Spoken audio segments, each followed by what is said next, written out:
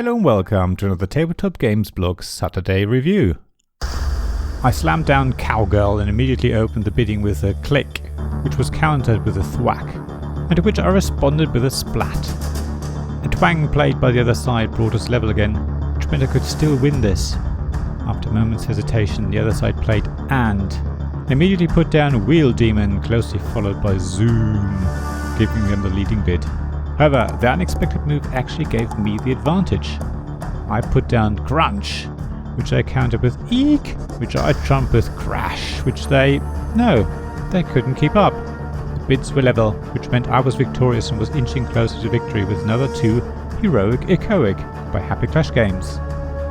Card battling games are a lot of fun, but Heroic Echoic is a little different.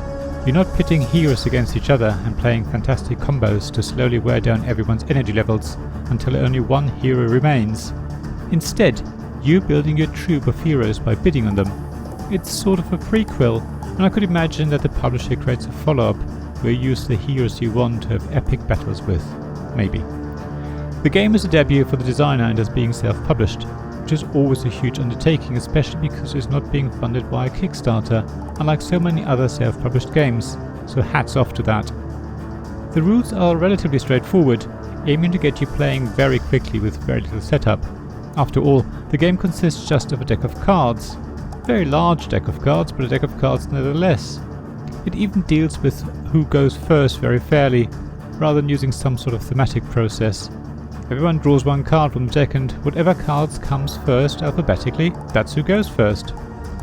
After that you have two choices. Draw a card either from the draw deck or from one of the 6 discard piles. Or you play a card from your hand, which can only be a hero card or a specific action card. So analysis paralysis really shouldn't be an issue.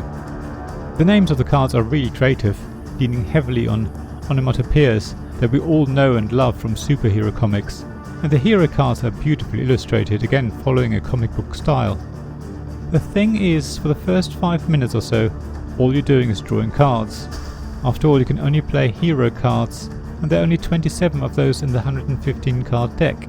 Also, you don't want to play a hero until you know you have enough echoic cards in your hand that have a matching symbol, because you will use those to bid on the hero, so you need to make sure you have enough to outbid everyone else.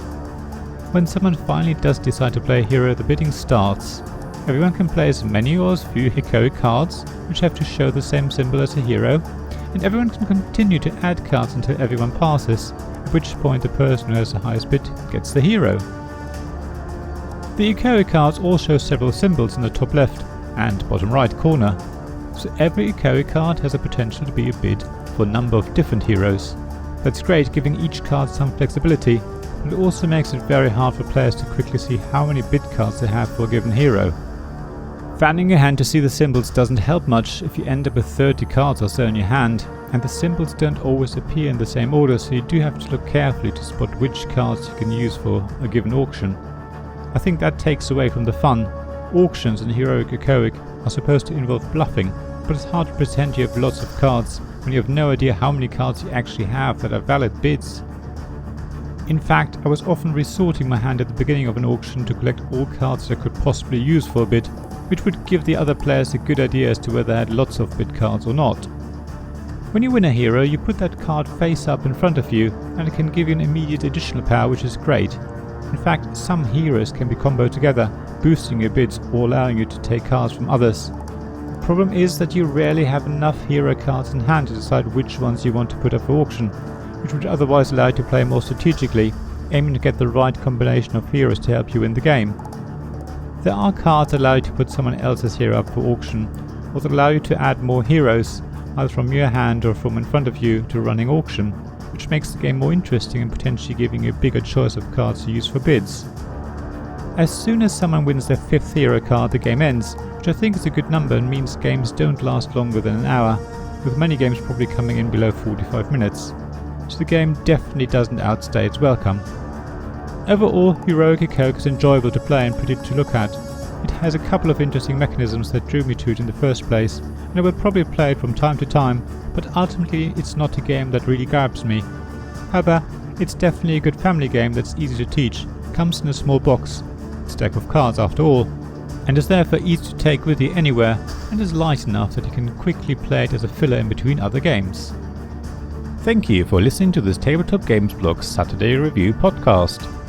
Please check the description below for links mentioned in this episode, as well as to the written version of this article on the blog. If you enjoyed this episode, please subscribe, give us some stars or leave a review. Please also tell your friends about me, and if you want to offer financial support, check out my Patreon and Ko-fi pages, links to which you'll find in the blog at tabletopgamesblog.com. So thank you again for listening, and I hope to see you again soon. This podcast was made possible by the generous help of my Patreon supporters: Royal Patron Sean Newman, Castle Guard David Miller, Dice Masters Alex Bardi, Paul Grogan, Robin Kay and James Naylor, and Shining Lights Sarah Reed, Tim Vernick and We're Not Wizards.